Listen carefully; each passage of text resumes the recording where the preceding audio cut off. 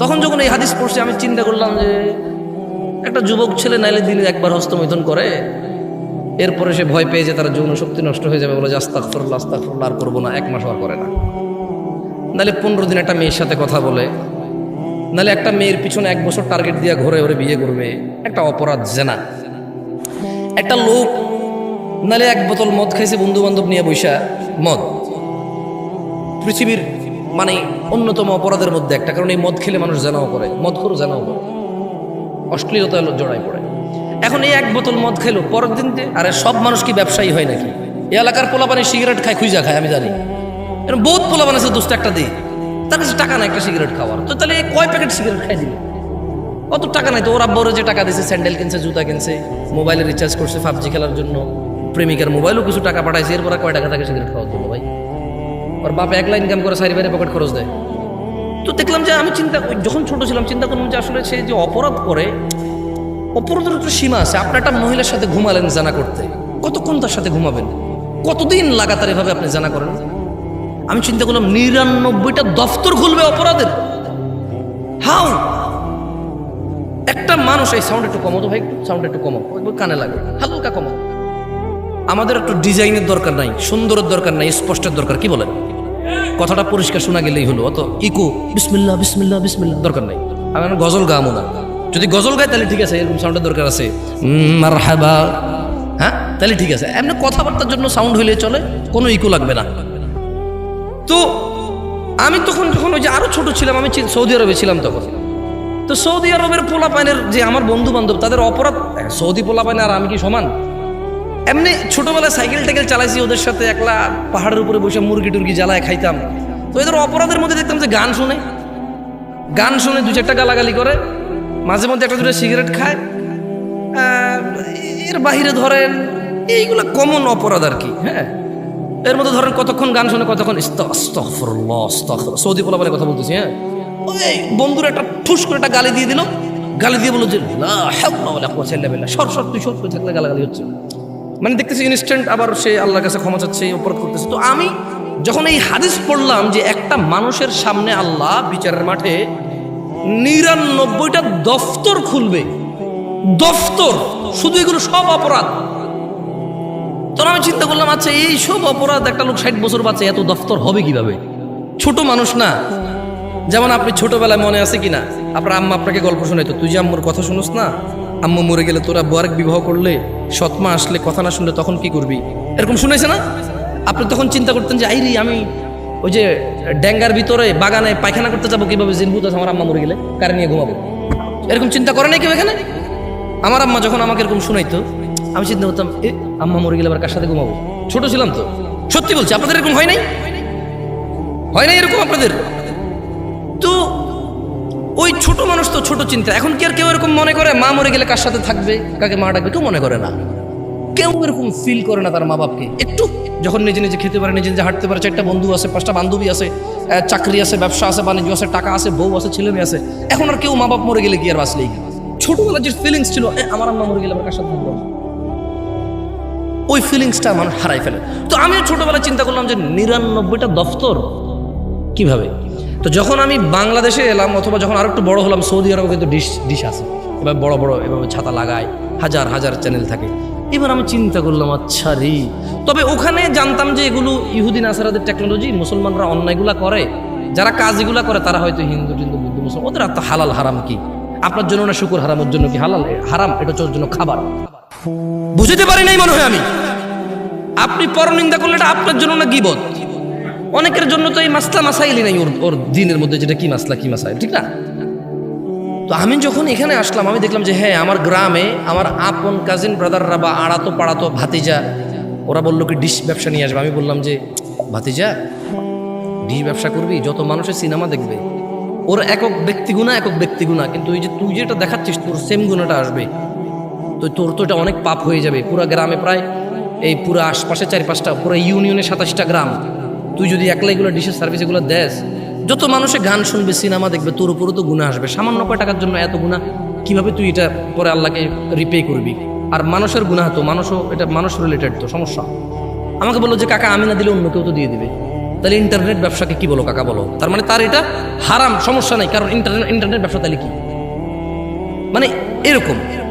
তো শোনেন গাজীপুরবাসী, ওই যে আবার একটু বলেন তো আমার সাথে, আমি আবার টপিকে আসি। লা ইলাহা, দেখছেন কি সুন্দর লাগে না?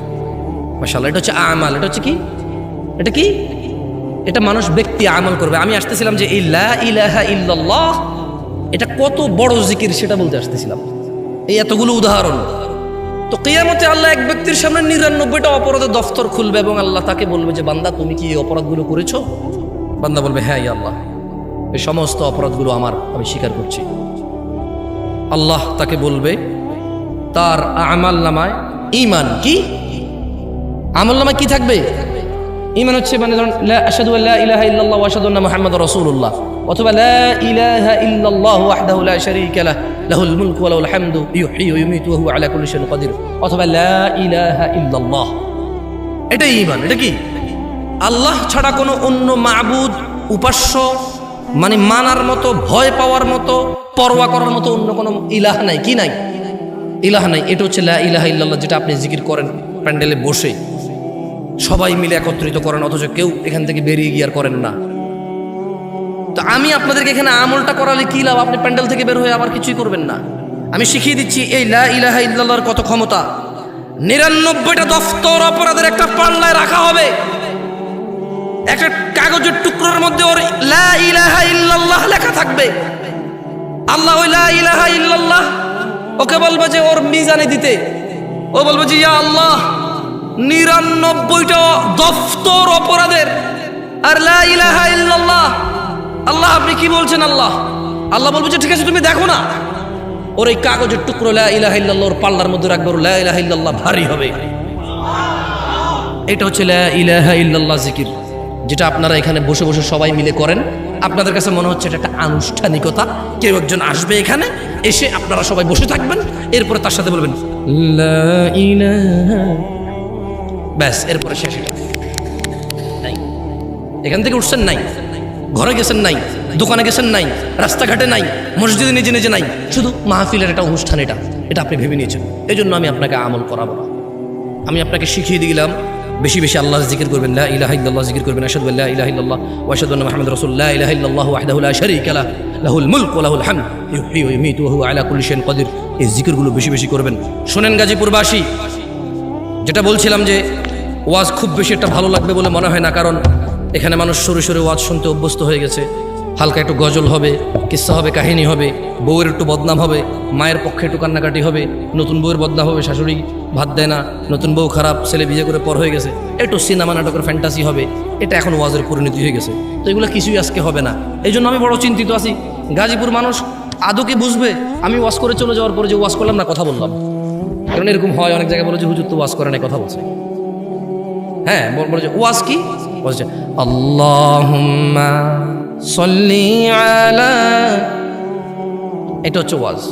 আর এই যে কথা বলতেছি এটা ওয়াজ না, এটা হচ্ছে কথা। শোনো গাজীপুরবাসী, গাজীপুরের নয়াপাড়ার মহিলা এবং পুরুষ, সুস্থ এবং অসুস্থ, ধনী এবং দরিদ্র, মুহাম্মদ ইবনে আব্দুল্লাহ সাল্লাল্লাহু আলাইহি ওয়াসাল্লামের উম্মতরা তোমরা শুনে নাও।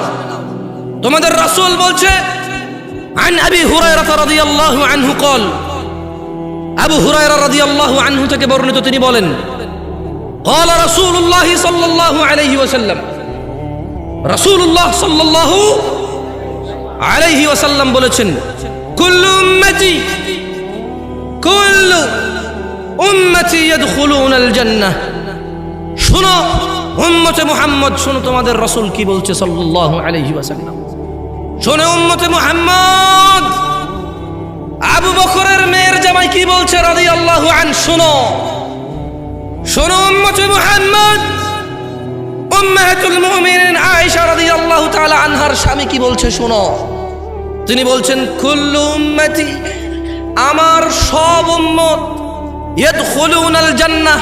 আল্লাহ, হে আল্লাহর রাসূল সাল্লাল্লাহু আলাইহি ওয়াসাল্লাম, আপনার সব উম্মত জান্নাতে যাবে, শুধু যে আপনাকে অস্বীকার করে সে ছাড়া। কে সে?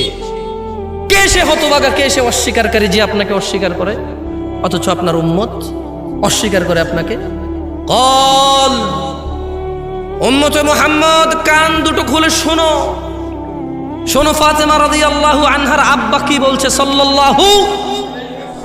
তিনি বলছেন মান আতাআনি, যে আমার অনুসরণ করলো, মানে যেই ব্যক্তি মুহাম্মদ সাল্লাল্লাহু আলাইহি ওয়াসাল্লামের অনুসরণ করলো, দাখালাল জান্নাহ, যে ব্যক্তি মুহাম্মদ সাল্লাল্লাহু আলাইহি সাল্লামের অনুসরণ করলো, দাখালাল জান্নাহ, সে জান্নাতে প্রবেশ করবেই করবে। এটা কে বলেছে? আল্লাহর রাসূল বলেছে সাল্লাল্লাহু আলাইহি ওয়াসাল্লাম। তারপর আল্লাহর নবী বললেন ওয়ামান আসানি, আর যেই ব্যক্তি আমার অবাধ্য হয়, যাকে দাড়ি রাখতে বলেছি রাখে না, টাকনুর নিচে প্যান্ট রাখতে নিষেধ করেছি মানে না, যাকে বলেছি বাবা মায়ের সাথে ভালো ব্যবহার করো সে আমার কথা মানে না, যাকে বলেছি 5 ওয়াক্ত 17 রাকাত নামাজ পড়োই পড়ো নালে মুসলিম থাকবা না সে পরোয়া করে না, যাকে বলেছি তোমার হালাল থেকে খাও, হালাল থেকে উপভোগ করো, যাকে বলেছি মেয়ের কাছে যেও না বিবাহ ছাড়া, বলেছি কোনো মহিলার সাথে কথা বলিও না অপ্রয়োজনে প্রয়োজন ছাড়া, যে এগুলো মানে না, ওয়ামান আসানি, শুনে নাও আমার সাহাবারা, যেই ব্যক্তি আমি মুহাম্মদের অবাধ্য করলো, যেই ব্যক্তি আমার অবাধ্য হলো, বলেছি সলাতে আসতে, যাকাত দিতে, হজ করতে, সদ্ব্যবহার করতে, জমিনে নম্র এবং ভদ্রভাবে চলতে, বলেছি কোরআনুল কারীমের শিক্ষায় নিজেকে শিক্ষিত করতে, বলেছি আল্লাহ ভীরু হতে, বলেছি আল্লাহ যা পছন্দ করে তা পছন্দ করো, আঁকড়ে ধরো, বলেছি আল্লাহ যা অপছন্দ করে তা বর্জন করো, ঘৃণা করো, যে এগুলোর পরোয়া করেনি ওয়ামান আসানি, যে আমি মুহাম্মদের অবাধ্য হলো, শুধু সুন্নত মনে করে অবাধ্য হয়ে গেছে, মানে আল্লাহ নবী বলছে রাখো, ও বলেছে সুন্নত, আল্লাহ নবী বলছে করো, ও বলেছে সুন্নত, না থাকে সুন্নত। ইন্না লিল্লাহি ওয়া ইন্না ইলাইহি রাজিউন। আল্লাহ নবী বলছে ওয়ামান আসানি, যে আমি মুহাম্মদের অবাধ্য হলো, ফাকাদ আবা, সেই লোকই আমাকে অস্বীকার করলো যে আমার অবাধ্য হলো। রাসূল সাল্লাল্লাহু আলাইহি সাল্লাম বলেছে সল্লু, নামাজ পড়ো, কামা রাআইতুমুনি উসাল্লি, যেভাবে আমি মুহাম্মদকে নামাজ পড়তে দেখো। সাল্লাল্লাহু, আমরা বিভিন্ন বিভক্ত করে ফেলেছি নামাজকে এবং বলেছি সব ঠিক সব ঠিক সব ঠিক, এ হলুদ সব তরকারিতে লাগে, ইসলাম নাকি হলুদ সব জায়গায় লাগে। ইন্না লিল্লাহি ওয়া ইন্না ইলাইহি রাজিউন। এই সাউন্ড এগুলো কি কোনোভাবে সম্ভব না? বিরক্ত করা, মানে কনসেন্ট্রেশনটা নষ্ট। আউযু বিল্লাহি মিনাশ শাইতানির রাজিম। সবাই মিলে আল্লাহুম্মা সাল্লি আলা মুহাম্মদ, আল্লাহুম্মা সাল্লি আলা মুহাম্মদ, আল্লাহুম্মা সাল্লি আলা মুহাম্মদ। আরে কিপটামি করেন না, আল্লাহ নবী বলছে একবার দুরূদ পড়লে 10 বার নেকি হয়, 10টা রহমত নাজিল হয়। তো কিপটামি করেন না, পড়বেন। হাঁটতে উঠতে বসতে যখনই মনে হবে যে একটু অসুবিধা আছেন, খালি ইস্তেগফার করবেন আর দুরূদ পড়বেন, আল্লাহকে ডাকবেন। ওয়াল্লাহি আপনার প্রয়োজন উনি জানে কি না? জানে, একবার পুরো যত প্রয়োজন আছে সব জানে। কি বলেন, আসলে কি? লা ইলাহা ইল্লাল্লাহ, মনের খবরও জানে। তারপরে কালকে যে প্রয়োজন হবে যেটা আপনি জানেন না ওইটাও জানে। তাহলে বলেন লা ইলাহা ইল্লাল্লাহ, সুবহানা, তিনি পবিত্র। তিনি কি পবিত্র? তো শুনুন, গাজীপুরবাসী, নয়াপাড়ার মানুষ, তাহলে যেই ব্যক্তি আল্লাহর রাসূলকে অনুসরণ করে সে কোথায় যাবে? আর আল্লাহর রাসূলকে অস্বীকার করে কিভাবে? যে অবাধ্য হয়, যে কি হয়? অবাধ্য হয়। গাজীপুরবাসী, নূহ আলাইহিস সালামের দাওয়াতের কথা মনে পড়ে যায় যখন এখন তোমাদেরকে দাওয়াত দিতে এসেছি। জেনে নিও, নূহ আলাইহিস সালাম যার কথা তোমাদেরকে বলেছি যে 950 বছর শুধু দাওয়াত দিয়েছে, কি দিয়েছে জানো? এই যে আমরা জানায় লিপ্ত, মদে লিপ্ত, সুদে লিপ্ত, তাও সবাই জানা করে না, সবাই মদ খায় না, সবাই সব অপরাধে মারামারিতে লিপ্ত নয়, কিন্তু হারাম উপার্জন, এদেশে মানুষ মনে করে শুকর খাওয়া হারাম। কি মনে করে? কি মনে করে? শুকর খাওয়া কি মনে করে? কিন্তু অবৈধ টাকা দিয়ে হজ করে জমজমের পানি খাওয়া যে হারাম এটা মনে করে না। বুঝাইতে পারিনি মনে হয়। ও মনে করে জমজমের পানি কে রে হারাম হবে কে? বুঝাইতে পারি না। আচ্ছা শোনেন, আমরা শুকর কি জন্য খাই না? কি এটা হারাম এই জন্য নাকি মনে চায় না তাই? কোনটা? এই সবাই কথা বলিয়েন, বুঝছেন, অসুবিধা নাই তো। শুকর হারাম তাই খাই না, তাহলে সিগারেট কেন খাই? ওটা হালাল। কি কোন শুকর খান না? কোন কইলেন যে হারাম, শুকর খান না তাই? আমি আপনারা একবার একরকম কথা বলেন, এই জন্য আসলে মজা নাই। শুকর কেন খাই না? তাহলে মদ কেন খাই? মদ খাওয়া ছেলেটা কিন্তু শুকর খায় না কেন? নাম নিলেও তো 40 দিন ওযু থাকে না। আমি গেছি এক জায়গায়, তো চট্টগ্রাম, আমি তো থাকি চট্টগ্রাম, বুঝছেন, ভেরি ডেঞ্জারাস এরিয়া। তো ডেঞ্জারাস বলতে না, ওই ডেঞ্জারাস না, আমি বলতে চাইছি খুব ধার্মিক এরিয়া আর কি, বুঝছেন। মানে যেভাবে ওনারা ধর্ম পেয়েছে, যেভাবে যে বোঝে, অনেকগুলো ফিরকা আছে ওখানে। বাংলাদেশের প্রায় সব জায়গায় আছে, কিন্তু তবুও চট্টগ্রাম তো একটু ভিন্ন। মানুষ ধর্মপ্রিয় বেশি। কি প্রিয় বেশি? ধর্মপ্রিয়। যে যেভাবে ধর্ম বুঝে সেভাবে চেষ্টা করে পালন করা। তবে নামাজি অত বেশি নাই। এখানকার মতোই, আমার গ্রামের মতোই, ওই নামাজির সংখ্যা সব জায়গায় অ্যাভারেজ। সব জায়গায় কি অ্যাভারেজ। তো আমি কথায় কথায় শুকুর নিয়ে কথা উঠলো। তো ওখানে আমরা 4-5 জন লোক কথা বলতেছিলাম, সবাই আমরা পরিচিত ছিলাম। তো একটা আমার ফ্রেন্ড ছিল, বয়স আমার থেকে একটু বড়। তো বললো যে জামশেদ, আমরা যে কক্সবাজার যাচ্ছিলাম ওই যে রোহিঙ্গাদেরকে দেখতে, তখন তো বাংলাদেশে ওরা ঢুকলো, বললো যে তোর মনে আছে যে কতগুলো শুকুর দেখলাম, ওইদিকে শুকুর পালে ওরা। এখন পাশের জন্য বলতেছে যে তুই এমন জিনিসের নাম নিছিস, 40 দিন তো এবারে অজুই থাকবে না। কয়দিন? তা আমি বললাম যে 40 দিন অজু থাকবে না কেমনে? শুকুরের নাম নিলে 40 দিন অজু থাকে না, আপনি জানেন না? বললাম তো কেমনে কি? কোরআনের মধ্যে তো আল্লাহ শুকুর শুকুর করে দিল। সূরা মায়েদায় শুকরের কথা, শুকরকে শুকরই বলছে, অন্য কিছু বলে নাই। শুকরকে শুটকি বলে নাই, ছাগল বলে নাই, শুকরই বলছে কোরআনে। তাহলে কোরআনে হাফেজ যখন তারাবি পড়ে, খতমে তারাবি পড়ে, এ কি সূরা মায়েদা পড়ে না? আমি ওরা জিজ্ঞেছি, যখন হাফেজ তারাবি পড়ে, খতমে তারাবি পড়ে, সূরা মায়েদা পড়ে কিনা? কয় পড়ে। আমি বললাম তো সূরা মায়েদা পড়লে তো সে খিনজিরও বলে, শুকরের কথাও বলে। তো তার নামাজেই অজু শেষ হয়ে গেছে। 40 দিন তো তার অজুই থাকবে না, আবার তারাবি পড়াবে কিনা সে? বুঝছেন ইসলামকে কিভাবে জানে এখানে মানুষ? হাসতেছেন আপনারা, দুঃখ লাগে না? আমি খুব দুঃখ পাইছি যে উনি বলতেছে কেন জামশেদ ভাই আপনি জানেন না? শুকুরের নামে তো 40 দিন এই নামা মানে অজুই থাকে না। আল্লাহু আকবার। শোনেন, গাজীপুরবাসী ভালো হবেন, তাহলে কখন ভালো হবেন সেই সীমাটা বলে দিচ্ছি। আউযু বিল্লাহি মিনাশ শাইতানির রাজীম। বিসমিল্লাহির রহমানির রহিম। ইন্না আরসালনা নূহান ইলা কওমিহি আন আনযির কওমাকা মিন ক্বাবল আন ইয়াতিয়াহুম আযাবুন আলীম। আল্লাহ তাআলা উম্মতে মুহাম্মদকে সতর্ক করতেছেন নূহ আলাইহিস সালামের ঘটনা বর্ণনা করে। সতর্ক হবেন। গাজীপুরের মানুষ, তোমাদের রব বলছে ইন্না আরসালনা নূহান ইলা কওমিহি, নিশ্চয় আল্লাহ নূহ আলাইহিস সালামকে পাঠিয়েছে নূহ আলাইহিস সালামের উম্মতের কাছে, সম্প্রদায়ের কাছে। আন আনযির কওমাকা মিন ক্বাবলি আন ইয়াতিয়াহুম আযাবুন আলীম। আল্লাহ নূহ আলাইহিস সালামকে বলেছে, নূহ তুমি তোমার সম্প্রদায়কে সতর্ক করো, আল্লাহর কাছ থেকে ধ্বংস, বিপদ, আযাব আসার আগে সতর্ক করো। তাহলে সতর্ক কখন হতে হবে? সতর্ক কখন হতে হবে? বিপদ আসলে সতর্ক হয়ে আর লাভ। আল্লাহ তাআলা নূহ আলাইহিস সালামকে পাঠিয়ে বলছেন, নিশ্চয়ই আমরা নূহকে পাঠিয়েছিলাম তার জাতির কাছে সতর্ককারী হিসেবে, যাতে সে তার জাতিকে সতর্ক করে আল্লাহর পক্ষ থেকে গজব নাজিল হওয়ার পূর্বে। এবার নূহ আলাইহিস সালাম আল্লাহর থেকে ওহী পেয়ে বললেন কল।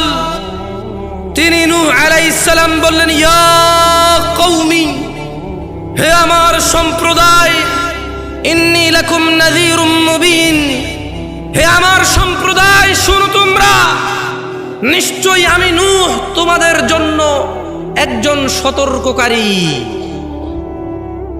আনি ইবুদুল্লাহ, আমি তোমাদেরকে সতর্ক করছি এই বিষয় যে তোমরা আল্লাহর ইবাদত করবে, ওয়াত্তাকু, তোমরা আল্লাহকে ভয় করবে, ওয়াতুইউন, এবং তোমরা, নূহ আলাইহিস সালাম বলছে যে আমার অনুগত্য করবে। তাহলে নূহ আলাইহিস সালাম তার জাতির কাছে কি জন্য গিয়েছে? সতর্ক করতে। কি জন্য? আযাব আসার আগে সতর্ক করতে। একটু আমার সাথে কথা বলিয়েন কেমন? আমি আগেই বলেছি, খুব বেশি মজা পাবেন না, এটা শিক্ষার জায়গা। শিক্ষা মানুষের অত ভালো লাগে না, এটা প্রেশার ক্রিয়েট করে। দেখেন না, পোলাপান স্কুলে যেতে চায় না, পোলাপান কোথায় যেতে চায় না, চকলেট দেয়, কত কিছু দেয়, স্কুলে যায়। আর খেলার মাঠে গেলে আপনি খুঁজেও পান না, কোন মাঠে আছে তারা খুঁজেও পান না, পান। তো এখন আজকে এখানে শিক্ষা হবে, এটা ক্লাস হবে ইনশাআল্লাহ। আমি ওয়াজ করতে জানি না, হুদয় আমার নিয়ে আসছে। আমার কথা হচ্ছে একটা ক্লাস হবে, আধা ঘন্টা 1 ঘন্টা 40-50 মিনিট একটা ক্লাস হবে, যেখানে আপনি কিছু জিনিস শিখবেন। এবার সম্পূর্ণ আপনার নিজের অভিমত, নিজের ইচ্ছা, আপনি আপনার রবের পথ অবলম্বন করবেন নাকি ইবলিসের পথ অবলম্বন করবেন? আপনি নিজেকে সংশোধন করবেন নাকি নিজেকে উশৃঙ্খল রেখে আল্লাহর জাহান্নামের দিকে, আল্লাহর রাগের দিকে চলে যাবেন? সিদ্ধান্ত কার? আপনার। আর আমি কি করতে পারি? আপনাকে একটা জিনিস শুনাই, শিখাই যেতে পারি, ঠিক কিনা? তো শুনুন, নূহ আলাইহিস সালাম 3টা উপদেশ দিয়েছে। কয়টা? প্রথমে গিয়ে বললেন, হে আমার জাতি, আমি তোমাদের কাছে স্পষ্ট সতর্ককারী। আর শুনে নাও আমার উশৃঙ্খল জাতি, শুনে নাও আমার গুনাহগার জাতি, শুনে নাও আমার আল্লাহদ্রোহী জাতি। আমি তোমাদেরকে সতর্ক করছি, আনে ইবুদুল্লাহ, তোমরা একমাত্র আল্লাহর ইবাদত করবে। ভবিষ্যতের জন্য টিয়া পাখির কাছে যাবে না, মেয়ের বিয়ের জন্য চিরুনি পড়া নিয়ে এসে মাথা আশ্রাবে না। শোনো আমার জাতি, তোমরা কোরআনকে অপবিত্র অবস্থায় গলায় ঝুলিয়ে রাখবে না, গায়ে মাখবে না, টয়লেটে যাবে না এটাকে নিয়ে। তোমরা এই কোরআনুল কারীম পড়বে, পড়ে সেই অনুযায়ী আমল করবে, নিজের হৃদয় নরম হবে এবং জীবন পরিচালনা করে আল্লাহর সন্তুষ্টির দিকে তোমরা জান্নাতে চলে যেও। শোনো আমার জাতি, আনে ইবুদুল্লাহ, আল্লাহ ছাড়া অন্য কারো ইবাদত হবে না। মুশকিল উদ্ধারকারী কে? সন্তান দাতা কে? সুস্থতাকারী কে? ভালো মন্দের নির্ধারণ কে করে? অন্য কারো কাছে কি আছে? আল্লাহ ছাড়া আল্লাহর বিপক্ষে কেউ কি আপনাকে আশ্রয় দিতে পারবে? আল্লাহ যদি আপনাকে আশ্রয় দেয়, কেউ কি আপনার ধ্বংস করতে পারবে? আল্লাহ যদি আমার আর আপনার জন্য জাহান্নামকে নির্ধারণ করে, কেউ কি উদ্ধারকারী আছে? আল্লাহ যদি আমার আর আপনার জন্য জান্নাতকে নির্ধারণ করে, কেউ কি আমাদের হিংসা করে জাহান্নামে নিতে পারবে? তাহলে সবাই বলুন, আল্লাহ আমাদেরকে জান্নাত দিয়েন। তো শুনে নিন, নূহ আলাইহিস সালাম 3টা সতর্ক করেছিল, আনে ইবুদুল্লাহ, তোমরা আল্লাহর ইবাদত করো, দাসত্ব করো শুধু আল্লাহর। ওয়াত্তাকু, এবং যদি ভয় করতে হয় শুধু আল্লাহকেই ভয় করো। ওয়াতুইউন, আর আমি নূহের অনুসরণ করো। আচ্ছা, আমাদের জন্য কি নূহ আলাইহিস সালামের অনুসরণ হবে নাকি মুহাম্মদ সাল্লাল্লাহু আলাইহি ওয়াসাল্লামের অনুসরণ হবে? তাহলে ইবাদত কার হবে? ভয় কাকে করব আর অনুসরণ কাকে করব? সুবহানাল্লাহ। তাহলে কয়টা দাওয়াত পেলাম আমরা এখানে? কয়টা পেলাম? 3টা। আচ্ছা, নূহ আলাইহিস সালাম বলতেছে যে ওকে, এখন আমরা জানা করি কিনা? আমরা জানা করি না? মদ খাই না? সুদ খাই না? মারামারি, গীবত, সমস্ত অপরাধের সাথে আমরা জড়িত আছি কিনা? গান বাজনা, নাচানাচি আছি না? বেনামাজি, তারপরে হজ করার তৌফিক আছে, হজ করে। যাকাত দেওয়ার তৌফিক আছে, যাকাত কি টাকা দিয়ে দেয় না কাপড় দিয়ে দেয় ট্রাক ভইরা? তার মানে প্রত্যেকটা অন্যায়ের সাথে তো আমরা লিপ্ত, বরঞ্চ ইসলামের যে হুকুম আহকাম, যেভাবে এগুলোকে পালন করা উচিত সেভাবে পালন না করে উল্টা নিজের মতো করে করি কিনা? তাহলে নূহ আলাইহিস সালাম তার জাতিকে কয়টা ইবাদতের কথা বলল? প্রথমটা কি? আপনারা মনোযোগ দিয়ে শুনতেছেন না, ওয়াল্লাহি দেখেন গাজীপুরের মানুষ, মনোযোগ দিয়ে শুনুন। মজা না লাগলো ইনশাআল্লাহ আজকে শুনে যান, শিখে যান, দেখবেন জীবনে যেদিন ভালো হতে চাইবেন আপনার জানা থাকবে যে আপনি কিভাবে ভালো হবেন। যেদিন আপনার মনে হবে আল্লাহর ক্ষমার দরকার, সেদিন আপনি জেনে যাবেন কিভাবে ক্ষমা পায়। যদি আজকে এই মাহফিল মনোযোগ দিয়ে শোনেন, আরে হ্যাঁ, আমি চলে যাওয়ার পরে এই মাহফিল চলে যাবে না তো, কারণ আমি কোনো কিস্সা কাহিনী বলতেছি না, এখানে কোনো গল্প উদাহরণ দিচ্ছি না, সূরা নূহ পড়ে শোনাচ্ছি। কি পড়ে শোনাচ্ছি? আর আপনার ঘরেও এই কোরআন আছে, এই সূরা আপনার ঘরেও আছে, যখন মর্জি পড়ে নিজেকে সংশোধন করে নিয়েন। খুব সুন্দর আলোচনায় আসছেন। আর আমি দীর্ঘ অনেকদিন পর সূরা নূহ নিয়ে আলোচনা করছি, দীর্ঘ অনেকদিন পর। আমার খুব ফেভারিট সূরা এটা, কারণ আমার কাছে মনে হয় এখানে সব কিছু আছে। একজন মানুষের সর্বোচ্চ দাওয়াত, মানে সর্বোচ্চ একজন মুসলমান কি করবে, এরপরে সে কি কি পাবে, যদি সে তারপরেও ব্যর্থ হয় এগুলা করতে, তাহলে সে কি করবে, ব্যর্থ হওয়ার পরও যদি সে এগুলা করে তাহলে সে কি কি পাবে, সব আছে এখানে। সুবহানাল্লাহ। তাহলে শোনেন, তাহলে আমরা কার ইবাদত করলাম? ভয় কাকে পাইলাম? অনুসরণ কাকে করলাম? এইবার এগুলা করলে কি হবে দেখেন, আল্লাহ বলছে যে يغفر لكم من ذنوبكم ويؤخركم إلى أجل مسمى إن أجل الله إذا جاء لا يؤخر لو كنتم تعلمون। ও আমার জাতি, ইবাদত করো আল্লাহর, ভয় করো আল্লাহকে এবং রাসূলের অনুসরণ করো। যদি তোমরা এই তিনটা কাজ করো আল্লাহ তোমাদেরকে ক্ষমা করবেন। সুবহানাল্লাহ। তোমাদের যত অপরাধ আছে কে ক্ষমা করবে? ওয়া ইউআখিরুকুম ইলা আজালিম মুসাম্মা, তোমাদেরকে তিনি এই যে অপরাধগুলো করে ফেলেছো, যদি তোমরা এই অপরাধী তোমরা একেবারেই তোমরা আল্লাহ দ্রোহী, আল্লাহর এবং তার রাসূলের কোনো কথা মানছো না, এবার শুধু আল্লাহর ইবাদতটা করো, আল্লাহকে ভয় করো, তাহলে আল্লাহর নবী বলছে যে আল্লাহ তোমাদের অপরাধ ক্ষমা করবে। ওয়া ইউআখিরুকুম ইলা আজালিম মুসাম্মা, এবং তোমাদেরকে তিনি একটা নির্দিষ্ট সময় দেবে, মানে তিনি তোমাদেরকে হায়াত দেবে, বাঁচায় রাখবে যাতে ভালো কাজ করতে পারো। সুবহানাল্লাহ। মানে গুনাহগার হয়ে তুমি মরবা না। আর কি লাগবে? একটা মানুষ গুনাহগার হয়ে মরবে না, সে আল্লাহর ইবাদত করবে, আল্লাহকে ভয় পাবে, রাসূলের অনুসরণ করবে, তাহলে আল্লাহ তাকে সময় দিবে, অবকাশ দিবে, নির্দিষ্ট একটা সুযোগ দিবে যাতে সে ইবাদত করে আল্লাহ প্রিয় হয়ে পৃথিবী ত্যাগ করতে পারে। এবং নূহ আলাইহিস সালাম বলতেছে, ও আমার জাতি, জেনে রাখো, ইযা জা ইন্না আজালাল্লাহ, আল্লাহর দেওয়া নির্দিষ্ট সময়, ইযা জা, যদি আল্লাহর দেওয়া মৃত্যু তোমার জন্য চলে আসে, আল্লাহর দেওয়া ধ্বংস যদি তোমার জন্য চলে আসে, লা ইউআখার, দেরি হবে না, লাউ কুনতুম তা'লামুন, আমার জাতি যদি তোমরা জানতে। তাহলে আমরা প্রায় এখন 6-7টা শিক্ষা পেয়ে গেলাম। কয়টা শিক্ষা পেলাম আমি বলতেছি, দেখেন। তাহলে নূহ আলাইহিস সালাম দাওয়াত দিল আল্লাহর ইবাদতের এবং আল্লাহকে ভয় করার এবং নূহ আলাইহিস সালামকে অনুসরণ করার, যেহেতু ওনার জাতি। এই তিনটা দাওয়াত। আচ্ছা, এই তিনটা দাওয়াত মানলে আল্লাহ ইনস্ট্যান্ট সঙ্গে সঙ্গে দুটা জিনিস দিয়ে দিবে। কি দিবে? একটা ক্ষমা করে দিবে। কি করবে?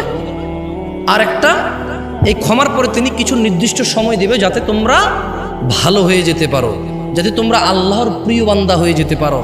এরপর নূহ আলাইহিস সালাম একটা সতর্ক করলো। কি করলো? প্রথমে তিনি উপদেশ দিল, সতর্ক করলো, তারপর তিনি খুশির সংবাদ দিল যে আল্লাহ ক্ষমা করে দেবে, তোমার জীবন দেবে যাতে তুমি ভালো হতে পারো। এইবার নূহ আলাইহিস সালাম একটা কন্ডিশন দিচ্ছে। নূহ আলাইহিস সালাম একটা কন্ডিশন দিচ্ছে যে কি, আমার জাতি, যদি তুমি আল্লাহর ইবাদত না করো, যদি তুমি আল্লাহকে ভয় না করো, যদি তুমি আল্লাহর ক্ষমা না পাও আর আল্লাহ থেকে নির্দিষ্ট সময় না পাও, তাহলে খবরদার আমার জাতি মনে রাখো, যখন আল্লাহর দেওয়া সময় চলে আসবে এ দেরি হবে না। যদি তুমি জানতে, শুনবেন ওনার জাতি কি করছে, শুনবেন। আমাদের মতোই ওয়াল্লাহি এরকমই, ঠিক এরকমই। আজকে যারা নামাজ পড়ি না, রাসূল সাল্লাল্লাহু আলাইহি ওয়াসাল্লাম কি নামাজ পড়তে বলেনি? তিনি যদি বেঁচে থাকতেন তিনি কি নামাজ পড়তে বলতেন না? আমি যে বলতেছি নামাজ পড়েন, এটা কি আমি আমার কথা বলতেছি না, ওনার কথা বলতেছি। রাসূল সাল্লাল্লাহু আলাইহি ওয়াসাল্লাম কি ওনার উম্মতদের মধ্যে বেঁচে নাই? তিনি কি ওনার উম্মতদের মধ্যে বেঁচে নাই? আমাদের এই যে আমরা মুহাম্মদ সাল্লাল্লাহু আলাইহি ওয়াসাল্লাম নাম নিচ্ছি, এটাই তো ওনার জীবন, এটাই তো ওনার হায়াতের বরকত, এটাই তো ওনার হায়াতের বরকত। এই যে আপনি টাকনুর উপর প্যান্ট পরতেছেন, দাড়ি রাখতেছেন, এটা কাকে মনে করে রাখছেন? তো আপনার এই দাড়ির মধ্যে কি রাসূল জীবিত নয়? সুবহানাল্লাহ। আপনি এটা কাকে মনে করে রাখছেন? এই যে দেখছেন, আপনি ওনাকে ভোলেন নেই, মানুষ ওনাকে ভোলেনি, ওনার স্মরণ জীবিত। ওনার স্মরণ কি? তাহলে উনি যদি আজকে বেঁচে থাকতো এই পৃথিবীতে, যেমনটা তিনি ওনার বংশ এবং তৎকালীন মানুষকে তাওহীদের দাওয়াত দিয়েছে, আল্লাহর দাওয়াত দিয়েছে, আল্লাহর দাসত্বের দাওয়াত দিয়েছে এবং ওনাকে মেনে নেওয়ার দাওয়াত দিয়েছে, আজকে কি দিতেন না? তাহলে ওনার উম্মত হয়ে এই উম্মতের আলেমরা কি আপনাদেরকে নামাজের দাওয়াত দেয় না নবীর পক্ষ থেকে? আপনাকে কি দাড়ি রাখার দাওয়াত দেয় না নবীর পক্ষ থেকে? হালাল খাওয়ার দাওয়াত কি দেয় না নবীর পক্ষ থেকে? ভদ্র নম্র ভালো হয়ে থাকার দাওয়াত কি দেয় না নবীর পক্ষ থেকে? কোরআনুল কারীম পড়ার জন্য মুক্তবগুলো কি নবীর পক্ষ থেকে খোলা নয়? তো যারা আপনারা অস্বীকার করেন, অবাধ্য হন, তাহলে আপনারা কি হুজুরের অবাধ্য হলেন, মোল্লার, মুফতির, ওয়াইজেন, এর শেখ এর অবাধ্য হলেন, নাকি রাসূল সাল্লাল্লাহু আলাইহি ওয়াসাল্লাম অবাধ্য হলেন? কার? শোনেন, নূহ আলাইহিস সালামের জাতি 6টা উপদেশ নিল না। নূহ আলাইহিস সালামের জাতি ওনাকে সতর্ককারী হিসেবে বিশ্বাস করেনি, এও বিশ্বাস করেনি যে আল্লাহকে ইবাদত করতে হবে এবং আল্লাহকে ভয় করতে হবে আর নূহ আলাইহিস সালামকে মেনে চলতে হবে, এটা বিশ্বাস করেনি তারা এটাও বিশ্বাস করেনি যখন তাদের মৃত্যু চলে আসবে আর সময়। এবার নূহ আলাইহিস সালাম আল্লাহর কাছে বলতেছে, কার কাছে? দেখেন কত হৃদয় বিদারক ঘটনা এখানে। ওয়াল্লাহি এটা আপনি যদি নিজে নিজে পড়েন আপনি কাঁদবেন। আমি তো এখন চিল্লা চিল্লা বলতেছি না, আমার কান্না আসবে না, আপনার আসবে। তবে সূরা নূহ যদি আপনি তরজুমা নিজে নিজে পড়েন আপনি কান্না ধরে রাখতে পারবেন না। নূহ আলাইহিস সালাম একজন রাসূল বলতেছে, কল, নূহ আলাইহিস সালাম বললেন, রব্বি, ও আমার আল্লাহ, ইন্নী দাউতু কওমি লাইলান ওয়া নাহারা, আল্লাহ আমি আমার জাতিকে দাওয়াত দিয়েছি দিনে এবং রাতে, ফালাম ইয়াজিদহুম দুআই ইল্লা ফিরারা, আমি এদেরকে যত দাওয়াত দিছি তারা তত পালাইছে, তারা তত বেপরোয়া হয়ে গেছে। আমি এদেরকে যত বলছি আপনার ইবাদত করতে, আপনাকে ভয় করতে। ওয়া ইন্নী কুল্লামা দাউতুহুম লিতাগফিরা লাহুম জাআলু আসাবিআহুম ফি আযানিহিম ওয়াস্তাগশাউ সিয়াবাহুম ওয়া আসররু ইস্তিকবারা। আমি যখনই তাদেরকে দাওয়াত দিচ্ছি আল্লাহ যে আপনি ওদেরকে ক্ষমা করবেন, তখনই তারা তাদের কানে আঙ্গুল দিয়ে দিয়েছে। তারা তাদের কানে কে দিয়েছে?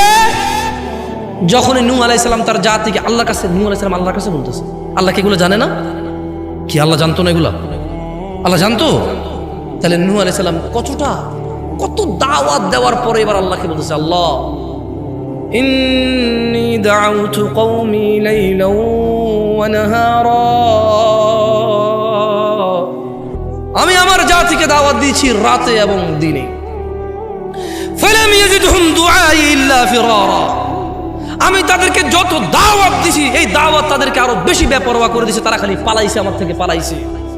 আল্লাহ আমি ওদেরকে দাওয়াত দিছি আপনার ক্ষমা পাওয়ার, তারা তাদের কানে আঙ্গুল দিয়েছে, তারা কম্বল দিয়ে কাপড় দিয়ে তাদের মুখ ঢেকে নিয়েছে যাতে তারা আমাকে না দেখে, আমাকে দেখতে চায় না, তারা আমার থেকে পালায় যাতে আমি ওদেরকে দাওয়াত না দিতে পারি।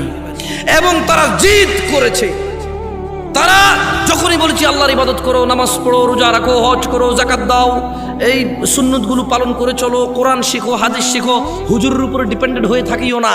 হুজুর খেলে যেমন তোমার পেট ভরে না, তোমার ঘরের বউটা যেমন হুজুরের রুমে রেখে বলবা না, হুজুর আমি একটু 2 দিনের জন্য সফরে যাচ্ছি, বউটা খুবই সুন্দরী, কার কাছে রেখে যাবো?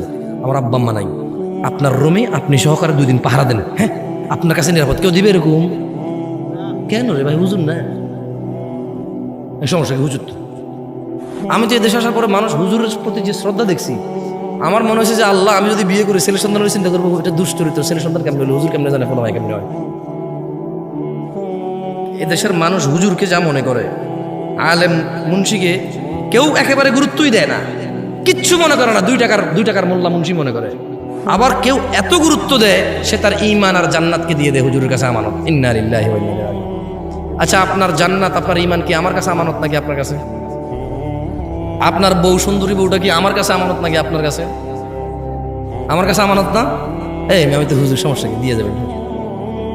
কে মন চায় না? না আহা মাশাআল্লাহ, আপনাদের এই অনুভূতি ভালো। স্ত্রীকে কারো কাছে আমানত রেখে যাওয়া যাবে না, কোনো বেটার কাছে, আবার হুজুর কাছে যাই, এটাই বাস্তবতা। অথচ এই আমি যা বলবো তাই বিশ্বাস করে নেবেন।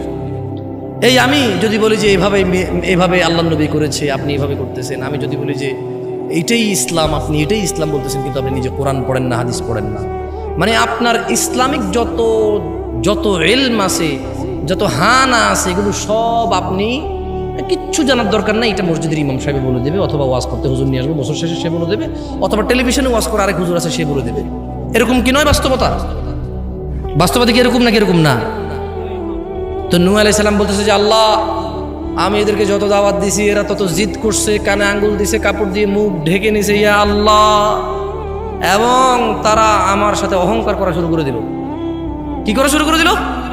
কার সাথে? কার সাথে? আপনারা কি ওয়াজ শুনতেছেন? কার সাথে অহংকার করছে? নূহ আলাইহিস সালামের সাথে না? আচ্ছা দেখেন, এখানে আজকে আমি দাওয়াত দিতে আসছি, আপনারা অনেকে দাওয়াতের কাজ করেন, অনেকে আপনারা ইসলাম প্রচারের কাজ করেন।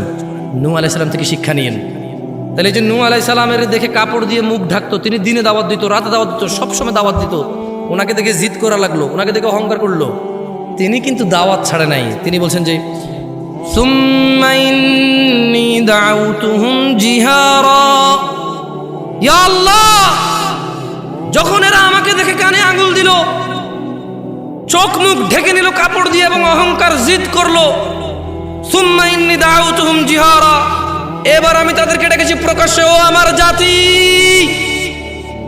ও আমার জাতি, শুনো, ইবাদত করো আল্লাহর, ভয় পাও শুধু আল্লাহকে এবং মেনে নাও তোমাদের নিজ রাসূলকে। সুম্মা ইন্নী আ'লানতু লাহুম ওয়া আসরারতু লাহুম ইসরারা, পরে আমি তাদেরকে ডেকেছি উচ্চ স্বরে, আমি তাদেরকে প্রকাশ্যে যাওয়া শুরু করে দিলাম, এই তোমরা আল্লাহকে মানো, আল্লাহকে ভয় করো। এরা মানলো না।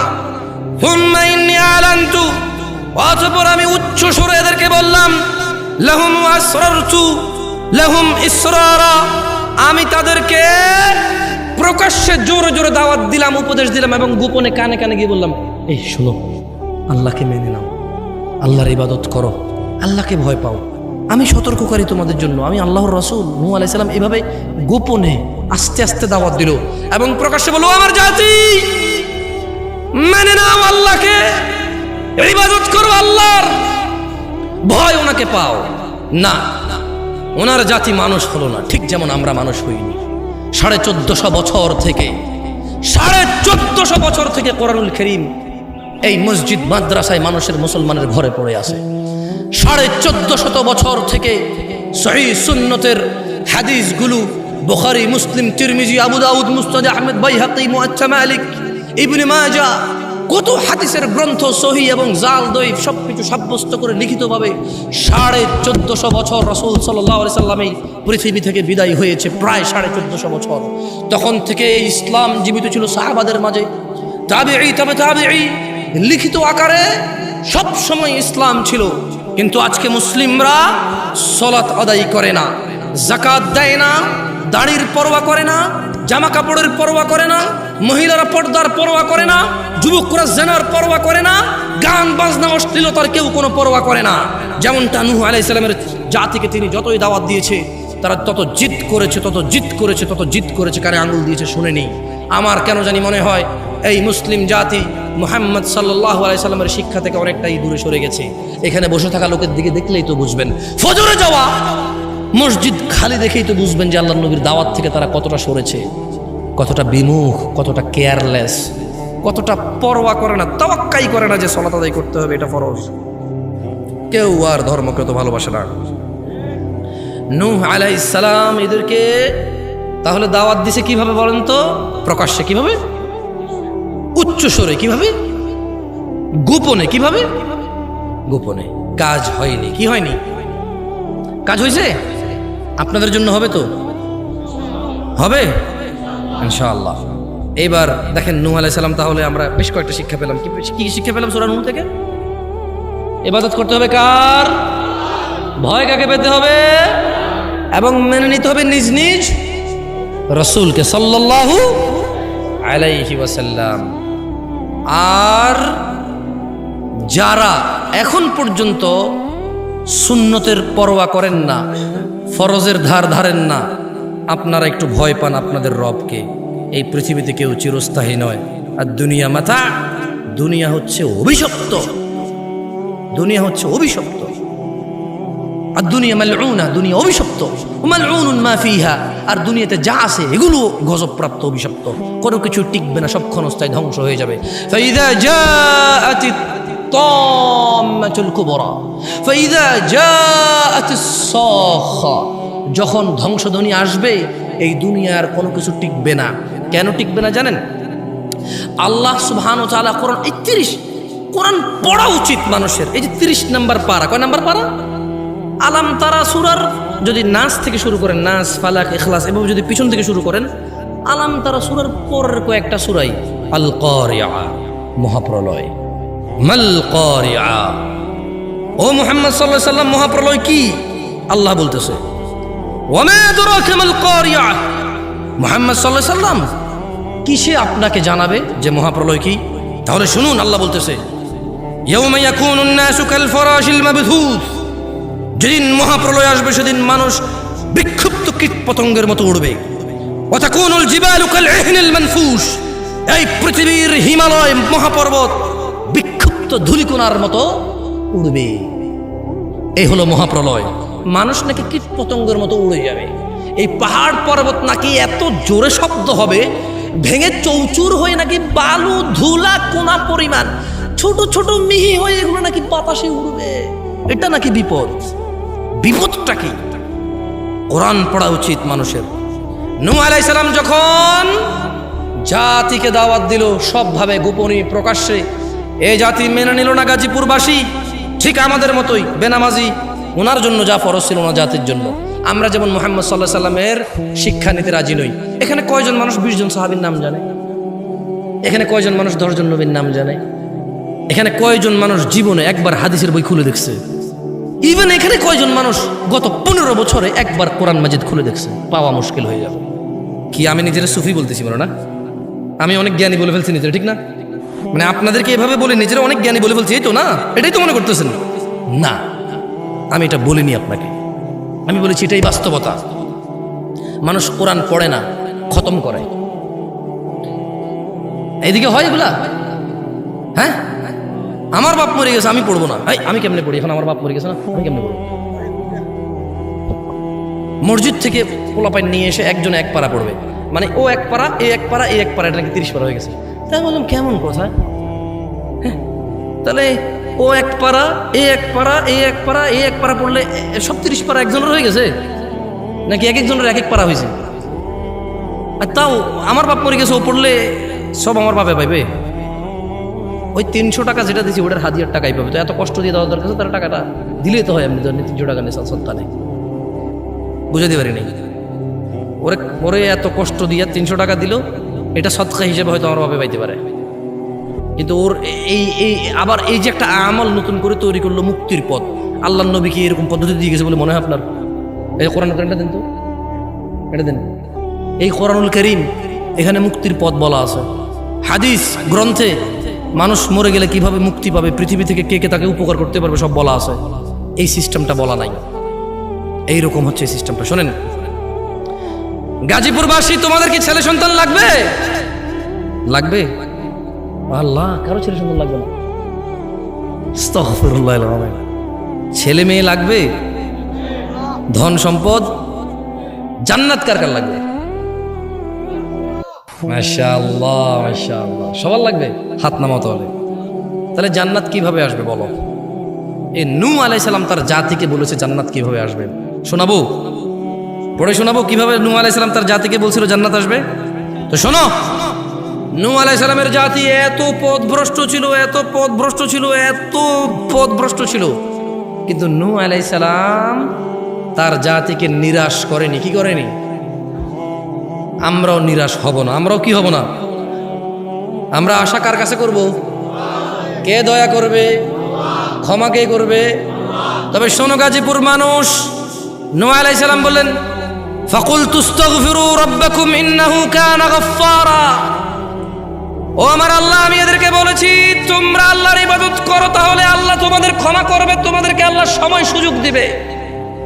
তাদেরকে আমি দাওয়াত দিয়েছি দিনের রাতে, আমি দাওয়াত দিয়েছি প্রকাশ্যে, উচ্চ সুরে, গোপনে। তারা অহংকার জিদ করেছে, তবু আল্লাহ, তবু আমি তাদেরকে ছাড়িনি।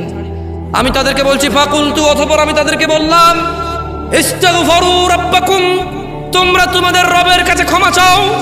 ইন্নাহু কানা গাফফারা, নিশ্চয়ই তোমাদের রব ক্ষমাশীল। ইউরসিলিস সামাআ আলাইকুম মিদরারা। ও মানুষ, আল্লাহর কাছে ক্ষমা চাও, আল্লাহ তাহলে আকাশ থেকে বাড়ি বৃষ্টি বর্ষণ করবে।